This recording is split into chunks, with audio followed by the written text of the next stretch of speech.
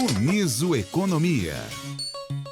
Oi, gente, tudo bem? Estamos chegando com mais uma edição do nosso Uniso Economia, aqui pela Rádio Uniso, radioniso.com, também pelas redes sociais do Labicom Uniso e pelas redes sociais da Universidade de Sorocaba. E ainda pela Rádio Cantate FM em 104,5 para Votorantim e toda a região.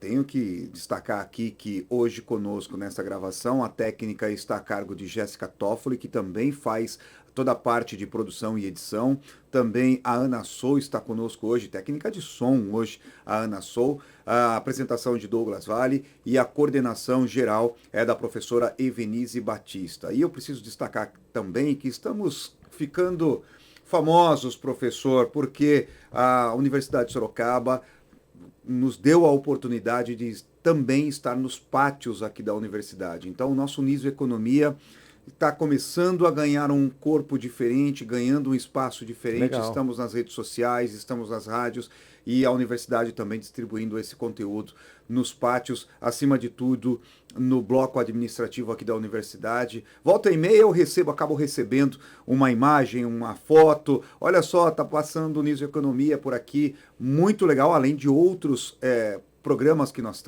temos aqui no nosso Labicom, a Uniso Economia também tendo esse prestígio de estar no pátio administrativo aqui da universidade. E hoje nós recebemos o professor Marcos Antônio Canhada. Marcos Canhada, para os mais próximos. Professor Marcos Canhada, bem-vindo ao Uniso Economia, sempre muito bom conversar com o senhor, e sempre que o senhor vem a gente tem uma novidade, tem algo novo. A economia ela é dinâmica, então sempre teremos novidades para conversar. Satisfação, Douglas, estar aqui mais uma vez com vocês.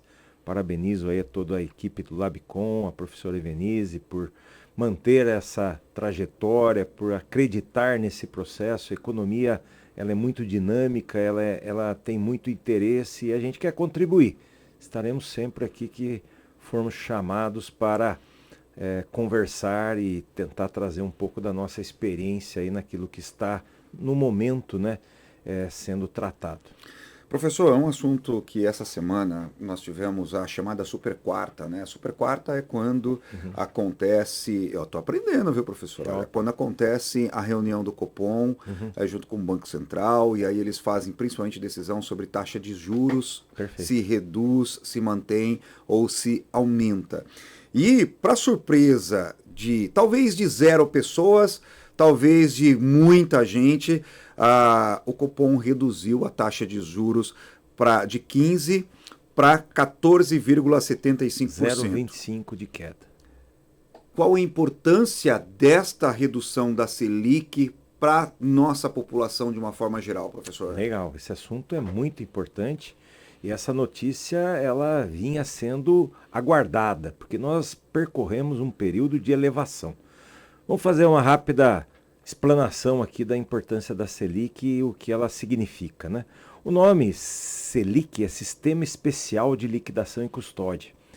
Vamos traduzir isso, né? Tirar esse economês aí, como sempre estamos trabalhando, e levar isso aonde que ele chega para as pessoas, né? Então ela é uma taxa referencial de juros da economia brasileira. Quanto mais alta, significa que nós estamos usando um remédio dolorido para combater a inflação. E quanto mais baixa, significa que esse dragão, chamado inflação, está relativamente sob controle.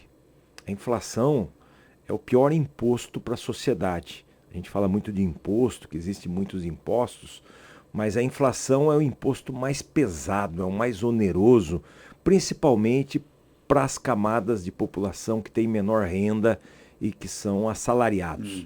Porque não tem o que fazer, eu ganho e a inflação vai corroendo, né, o meu poder de compra.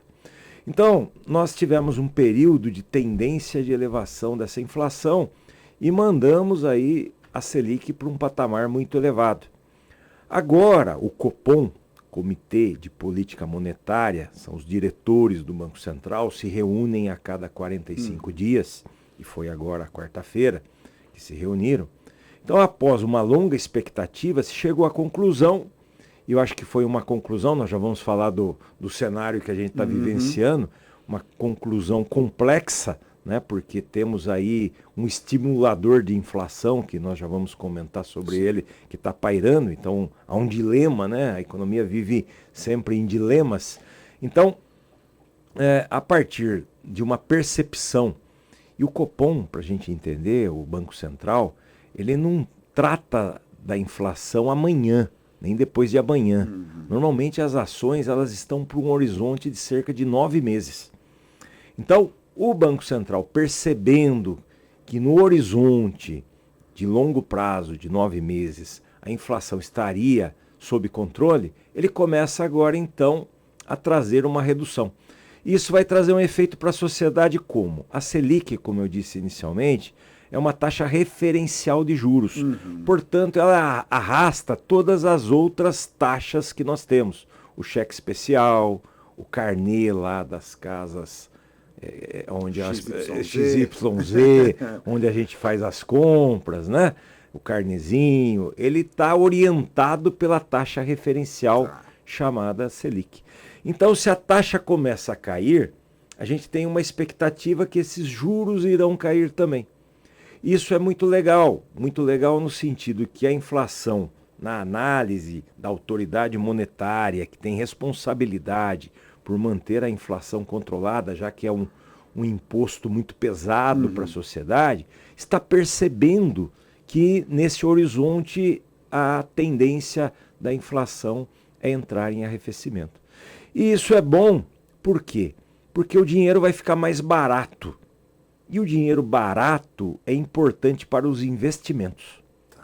Então, olha só, eu sempre costumo dizer que a Selic, a taxa referencial de juros, ela é um veneno e ela é um remédio ao mesmo tempo. É um remédio para combater a inflação. E é um veneno para os investimentos, porque se os juros estão altos, aquele empresário que quer ampliar a sua fábrica, aquele comerciante que quer ampliar o seu comércio, ele fica com dificuldades de captar dinheiro porque o dinheiro está muito caro. Olha que legal, então. Quando a inflação, a Selic começa a arrefecer, é sinal que a inflação, que é um imposto pesado para a sociedade, está sob relativo controle. E ao trazer a Selic para baixo, o dinheiro vai ficar mais barato para o investidor colocar investimento, gerar emprego, comprar maquinários, criar um mecanismo que gera um processo produtivo. Importante entender todo esse processo, porque, como o senhor disse, e é o nosso papel aqui no Niso Economia, é trazer a economia sem o famoso economês. Sim. E a gente ouve falar, eu vou falar como um cidadão comum que sou, né? A taxa Selic, a taxa Selic, a taxa Selic, mas o que a taxa Selic vai influenciar no meu dinheiro? Vou lá, recebo o meu salário mínimo, cerca de R$ 1.700, R$ 1.800, salvo engano. E a taxa Selic, o que isso vai influenciar? Vai influenciar nessa taxa de juros, então, e é importante entender que esse dinheiro ficando mais barato, talvez, para nós que estamos na ponta da linha, somos empregados, funcionários, assalariados, talvez para nós, não sei se é isso, me corrija por favor se estiver errado, o meu dinheiro ele começa a ter um pouquinho mais de valor. Perfeito. Eu começo a conseguir comprar um pouquinho mais com esse dinheiro que, teoricamente, ao meu ver. Sim. A inflação corrói a minha capacidade de compra. Se a Selic está baixando é porque a inflação está mais sob controle. E eu como cidadão, não é só as empresas, falamos das empresas, que é importante, porque ela é uma geradora de trabalho, de emprego, mas o cidadão ele vai poder pensar em comprar o seu celular em juros menores, ele vai poder comprar sua geladeira que ele está querendo trocar e a taxa de juros vai estar um pouco melhor. Comprar o ovinho de Páscoa para a criançada na semana que vem, muita gente está comprando ovo de Páscoa parcelado. Pois é, né? Normalmente a gente fala de investimentos, mas é isso mesmo, às vezes o ovo está quase um investimento, né? Exatamente. Eu tenho ido para o supermercado, tenho falado, nossa, precisa, né, tomar cuidado aí, é um investimento significativo. Aliás, nós vamos fazer uma pesquisa, vamos lançar nas próximas semanas aí sobre a variação do preço do chocolate. Fazemos isso e aí talvez seja até uma discussão aí mais próxima aí. Então é isso, o cidadão ele começa a ter possibilidade, preciso trocar meu celular, preciso trocar meu carro, né? Como é que eu vou trocar meu carro com taxas de juros monstruosas? E as pessoas às vezes estão trocando, e aí ela se endivida, e ela vira inadimplente. E alguém eventualmente vai bater na porta da sua casa e levar o seu carro e você vai ter dificuldades. Então, quando eu tenho um cenário mais estável, e é isso que a gente precisa na economia, a vida melhora. Então, os juros, eles têm que ser, a Selic tem que ser o mais baixa possível. Hoje ela está altíssima. Para quem está especulando, está legal. E, tem sistemas aí pagando Selic. Puxa, dá um rendimento bacana. Mas não é com esse percentual da população que a gente tem que estar preocupado. A Selic tem que vir para baixo. Isso significa que a inflação, o Banco Central só traz ela para baixo quando a inflação está relativamente controlada, né? E isso vai servir para as empresas que investem terem juros mais baixos, aí eu vou comprar máquinas, vou ter um horizonte em que eu posso fazer isso, e para o cidadão também, que vai ter ali condições de fazer suas aquisições. Nem sempre ele tem o dinheiro todo pronto para comprar o seu celular, para comprar sua geladeira, o seu ovo de Páscoa, e ele precisa às vezes parcelar. E quando parcela, alguém quer cobrar por isso. É sem juros, esse negócio a gente sabe que ele não existe, né? O juros já foi embutido ali atrás. Quando alguém diz, é sem juros, né? Não existe almoço grátis, diria aí uma velha frase da economia. Nós temos custos para isso, então alguém embutiu. Quando o dinheiro vai ficando mais barato de se captar, facilita a vida de todo mundo. Essa é a nossa busca, né? O Banco Central é zelador dessa Selic, é extremamente importante, é de muita responsabilidade. Os diretores do Banco Central têm uma responsabilidade muito grande. Não dá por decreto para baixar ou para subir. Isso é muito técnico, é uma análise. Mas só reduziu 0,25. Puxa, não podia ter reduzido mais. A expectativa era de reduzir mais, mas é o nosso próximo assunto aí que apareceu bastante na ata do Copom como preocupação. O que é que está nos preocupando aí? Professor, quando eu lancei a pauta para o senhor, estava custando $108 e alguns centavos. Sim. Hoje fechou a $112 e 19 centavos. Uma diferença de 108 para 104 dólares, vamos falar aí, é do ouro negro, petróleo, que barril de petróleo. Tem trazido uma celeuma grande. Isso. E além dessa celeuma grande, obviamente, e aí pode-se falar em politicamente e economicamente no globo como um todo, para os brasileiros tem trazido algumas dúvidas enormes também. Para caminhão, não para caminhão, tá caro o frete, não tá caro o frete, o governo vai ajudar, não vai ajudar, tem reunião. Ou seja, o senhor disse, dentro dessa discussão do Copom, o petróleo foi um dos assuntos. Foi um dos assuntos, apareceu de forma recorrente na ata, né, comentando, porque havia já uma expectativa de uma possibilidade de redução de meio ponto. Reduziu-se só 0,25 e talvez isso já tenha ficado como uma reservinha aí para não fazer muitos esforços. Por quê? Essa questão do petróleo estar indo lá para as alturas vai interferir naturalmente no preço do transporte. E isso vai interferir na inflação. Ora, se vai interferir na inflação, eu tenho que continuar com um pouquinho de remédio a mais aqui, entendeu? Lembra lá do remédio? Eu não posso tirar toda a dosagem já. Puxa, eu tinha uma expectativa interessante de remover o remédio com mais intensidade. Não, deixa um pouquinho aí, vamos colocar ele preventivamente, não vamos remover todo, porque se essa intensidade, e isso nós não sabemos, né? Talvez o Trump saiba, né? Quando ele pretende encerrar esse processo. Mas nós aqui, ele falou que era curto, 5 semanas, não sei quantas semanas nós já estamos. Já temos aí pelo menos umas 3 ou 4. Então, se falou que 5 semanas resolveria.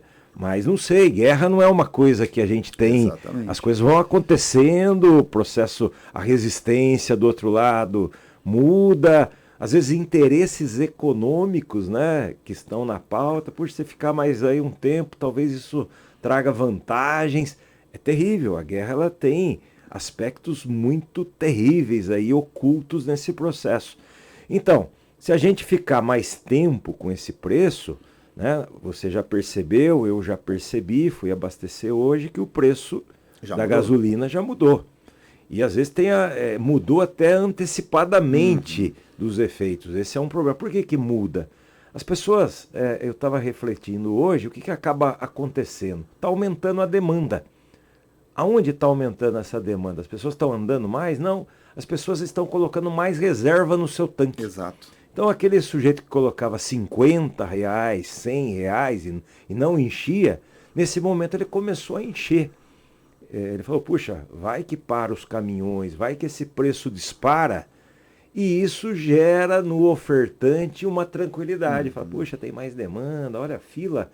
Tenho percebido, você deve ter percebido algumas filas já maiores nos postos, né? Essa semana foi mais intenso exatamente por conta da expectativa de greve. Isso já gerou aquela visão que nós já tivemos no passado de ficar em filas, né?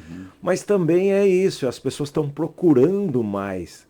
Não significa que elas estão rodando necessariamente mais, mas elas estão procurando mais e isso faz com que o preço esteja se elevando de forma significativa. E no diesel, e nós comentamos um pouco sobre isso na semana passada, o Brasil ele tem reserva suficiente para produzir a quantidade de petróleo que nós precisamos, mas não para gasolina e para diesel. Então isso está fazendo com que nós tenhamos efeitos já sobre esses dois itens importantes.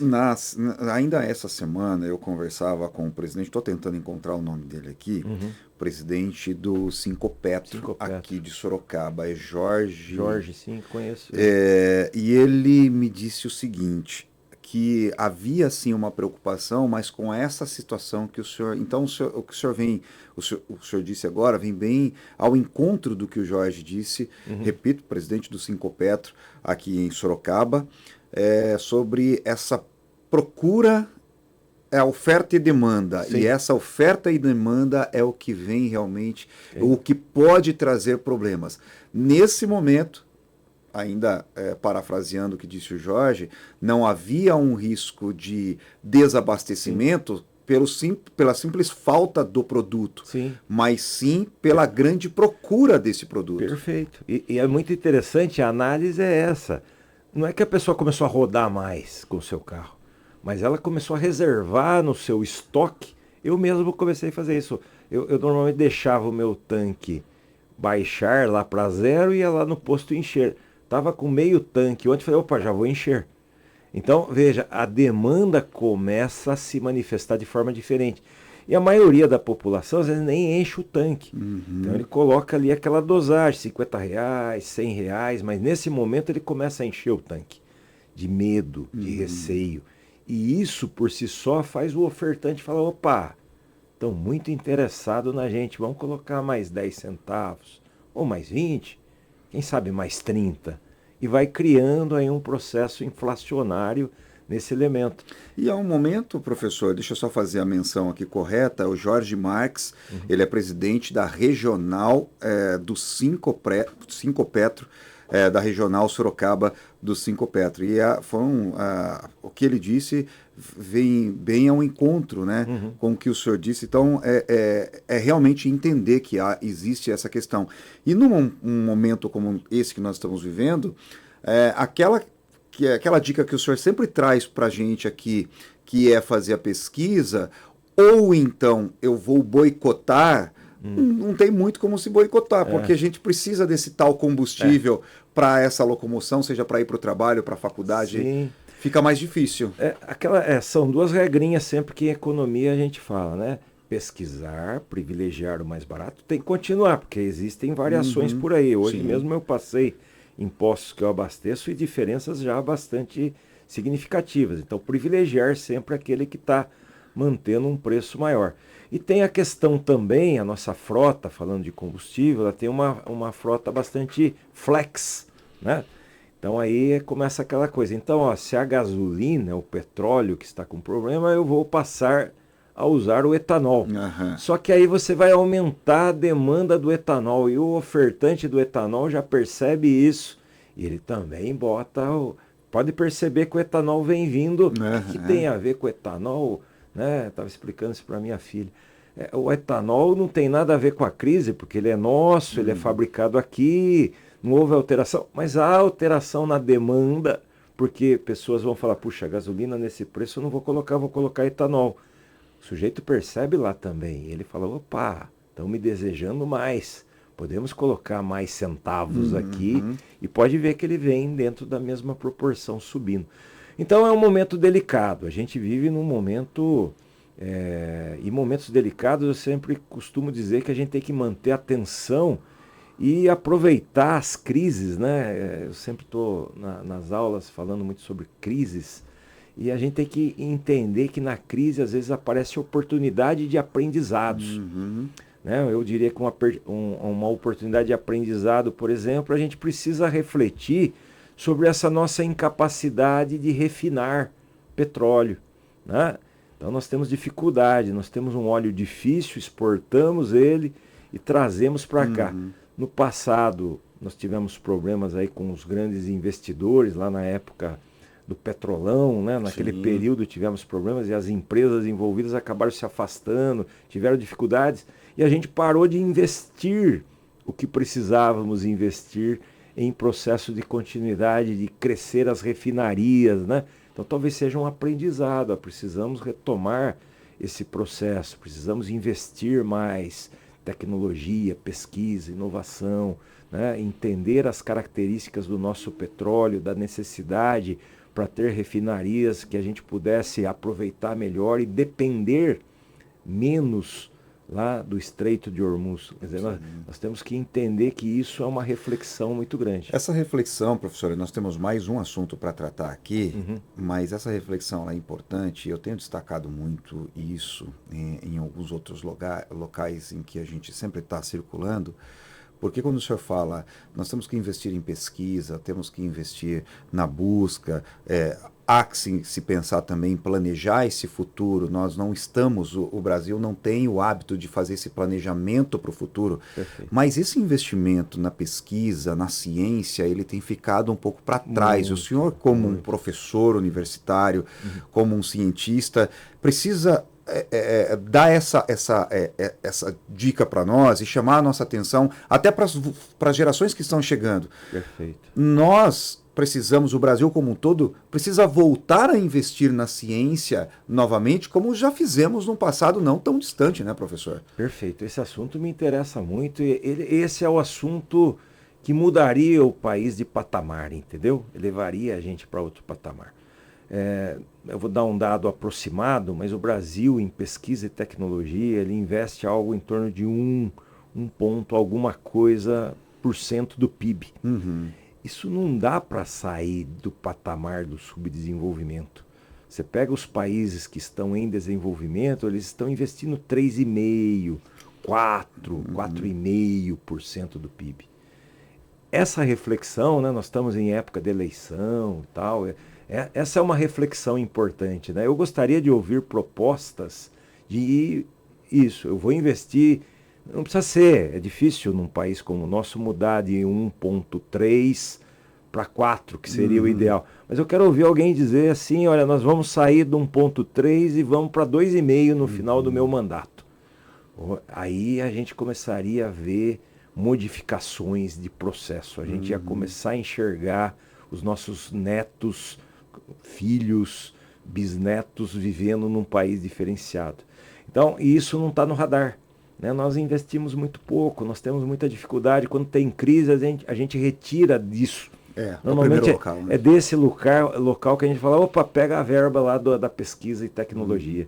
Né? E é difícil investir. Nós aqui na universidade, a universidade investe bastante em pesquisa e tecnologia. É esse né? ponto mesmo que eu ia chegar, né? Nós temos aí diversas agências de fomento à ciência e à tecnologia espalhadas no Brasil, diversas, ou pelo menos algumas agências importantes de fomento à ciência e tecnologia, e a própria Universidade de Sorocaba é um local onde você que de repente está acompanhando o nosso Niso Economia tem a oportunidade de ter esse aprendizado em ciência e tecnologia. Nós temos diversos cursos aí no mestrado e doutorado para se iniciar, inclusive para quem, de repente você está circulando aqui pelo nosso pátio, está acompanhando, existe ainda as possibilidades para você que está na graduação ter uma iniciação científica. Você vai conversar com o seu professor, com o coordenador do seu curso e procurar também, quem sabe, uma iniciação científica, e a partir desse despertar a gente começa a ver a questão da ciência e da tecnologia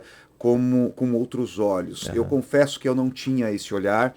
A partir do momento em que eu entrei na pós-graduação, que eu entrei para entender o que é a ciência, o meu olhar realmente mudou, e eu vejo a importância realmente de se ter pessoas buscando esse aprendizado, mas que nós tenhamos o investimento, que sem investimento fica difícil. Isso precisa ser feito em termos de nação. Usando o nosso exemplo aqui, a universidade, a reitoria, tem uma visão muito ampla e já está transformando isso. A ideia é que isso aqui se torne um parque tecnológico, né? Que nós tenhamos investimento, que as empresas venham incubar. Já temos esse processo em andamento aqui dentro da universidade. Puxa, isso é maravilhoso, isso demonstra atividades de primeiro mundo. É preciso que o país como um todo faça isso também que nós estamos executando aqui. Isso tem causado investimentos, nós estamos reservando áreas, isso custa, mas isso vai transformar a universidade em um polo catalisador de tecnologia, de investimento e inovação. Isso é muito importante. E se o país, né, fizer isso, saindo dos seus míseros 1 ponto, alguma coisa do PIB, que nos garante o subdesenvolvimento para as futuras gerações, se a gente mudar esse patamar para 2, 3, quiçá, Israel investe 3,5%, 4%, Coreia do Sul investe 3,5% e 4% do PIB, e a gente vê a modificação transformadora que esse pessoal tem feito em termos de tecnologia, né? Isso é um futuro, a gente precisa disso e melhoraria as situações de crise, né? Voltando para a nossa história, a gente estaria investindo em petróleo, em tecnologia. Nós temos o petróleo está aí, está disponível, mas às vezes a gente não sabe lapidar ele da melhor forma possível, não sabe. Quer dizer, a Petrobras é muito eficiente, mas poderia estar em patamares. É que a Petrobras ela está um pouco fora disso, ela investe bastante, mas a gente teria que pensar isso de uma forma geral. As refinarias é um negócio que ficou muito parado ao longo do tempo. Poderíamos estar tratando disso melhor. E a gente tem parques para que seja feito esse refino do petróleo, parques espalhados. Nós temos parque em Paulínia, em Cubatão e outros locais, outras localidades. Enfim, são trabalhos que precisam ser feitos. Professor, para a gente caminhar para o final, rapidamente, nós temos aí pouco mais de 2 minutos para a gente falar sobre o imposto de renda. Começou o famigerado imposto de renda. Abriu o sinal. E aí, preciso falar da importância de fazer a declaração, as datas, o programa já está liberado, as entregas já começaram nesta segunda-feira, lembrando que esse programa, o Niso Economia, ele vai ao ar então nesta segunda-feira, então já começaram o calendário de entrega do imposto de renda até o dia 29 de maio. Temos que prestar contas com o leão e é importante isso, né, professor? Importante. Importante tanto para o governo como para o cidadão. O cidadão porque ele é obrigado. Então ele tem que entender se ele está enquadrado, quais são as obrigações, é importante obter informação. Inclusive nós temos aí um apoio aí na universidade que provavelmente daqui a pouco começará a ser divulgado aí no curso de Ciências Contábeis, que cria normalmente aí todo semestre um mecanismo de auxiliar o cidadão a entender esse processo. Muito importante, é uma responsabilidade, é uma obrigação, e quando eu não cumpro obrigações, eu sou penalizado, eu sou punido. Então é importante que as pessoas verifiquem aí o enquadramento, tem que fazer, qual o salário, qual a situação, fez investimento. Outro dia um aluno meu, ele falou, professor, eu estou com um problema com o meu CPF, aí eu fui fazer um investimento inicial aí na bolsa, fui fazer um exercício e ele não sabia da informação que para fazer um day trade você tem que pagamento sobre o day trade. E aí a receita, não importa se foi R$ 25 ou se foi 1 milhão, ela cruza os dados e cria lá um bloqueio e você vira aí um inadimplente que vai ter que responder para recuperar a sua condição de cidadão, de ter o seu CPF, para ir lá comprar, para ir fazer os seus processos. Então, muito importante. E pelo lado do governo, o governo conta muito com isso, porque o governo não é fabricador de dinheiro, ele não tem tem lá a Casa da Moeda, mas ele não pode fabricar o dinheiro que ele quiser. Então, ele é um tributador para gastar. Então, ele está contando aí com essas arrecadações ao longo do tempo para fazer investimentos, que a gente acabou de falar, para fazer educação, para fazer saúde, né? Tudo isso custa muito dinheiro, tudo isso é muito caro. Então o governo, ele conta com isso. Então é importante que o cidadão esteja atento, cumpra aí os requisitos, se informe, né? Nem sempre é muito simples entender, por isso que às vezes a universidade, no curso de Ciências Contábeis, abre espaço aí, eu acho que vai ter, já isso deve ocorrer, sempre ocorre, para quem queira entender, tirar dúvidas, né? Porque as dúvidas elas vão ocorrer. Será que eu tenho que declarar? Eu só fiz um day trade lá de R$ 50. Precisa entender esse processo. Então, informação é muito importante. Para você ter mais informações sobre essa questão que o professor Marcos Canhada trouxe aqui, acesse uniso.br, é o portal da Universidade de Sorocaba, vai até o curso de Ciências Contábeis. Já recebi informação, sim, professor, inclusive da própria Delegacia da Receita Federal aqui em Sorocaba, que há uma parceria, sim, com a Universidade de Sorocaba e que a universidade vai disponibilizar, inclusive vai auxiliar a quem tem dúvidas, a quem ainda não consegue fazer sozinho. E o custo, ele é um custo um pouco mais alto, é verdade. Então, de repente, você tem essa dificuldade, quer tirar mais dúvidas, acessa o portal da Universidade de Sorocaba, uniso.br. Professor Marcos Canhada, mais uma vez, obrigado, uma excelente semana para o senhor. Estamos começando mais uma semana, esperamos que seja uma semana produtiva, acima de tudo, mas uma semana que a gente possa navegar em mares um pouco mais tranquilos. Exatamente. Gratidão a vocês aí pelo espaço, e é isso.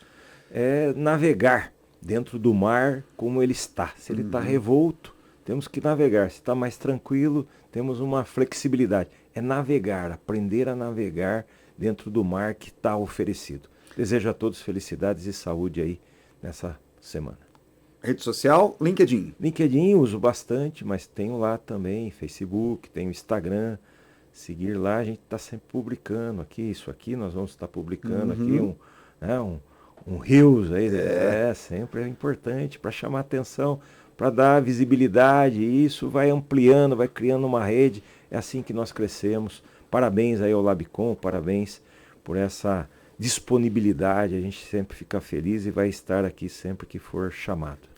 Bom, para você que está ligado aqui no nosso Uniso Economia, vale lembrar, chamar a atenção, se você for seguir o professor Marcos Canhada, só digitar lá Marcos Canhada, o professor Marcos Canhada também é incentivador das corridas de rua. Então vai lá, você vai acompanhar o dia a dia, as corridas, os treinos, o professor que é sempre muito interessante. Qualquer dia a gente faz uma analogia aqui na economia com a corrida. Muito boa, muito boa. Eu acompanho, eu sigo, eu acompanho, estou sempre vendo o professor treinando lá e incentivando outras pessoas a praticarem também. Dizem que é o esporte mais democrático que existe e eu acredito nisso. Bom, obrigado a você que está junto com a gente, que esteve com a gente até agora, você que está circulando aqui pelos corredores da Universidade de Sorocaba. Agora estamos ficando mais chiques, estamos também no nosso prédio administrativo, volta e meia está passando o nosso Uniso Economia lá. Então, obrigado por você que está acompanhando e a você de Votorantim pelo 104,5, acompanhando também na Cantate FM. Na semana que vem a gente volta com o professor Renato Vaz Garcia falando muito mais sobre economia sem o chamado economês. Até a semana que vem. Obrigado, gente. Tchau! Uniso Economia.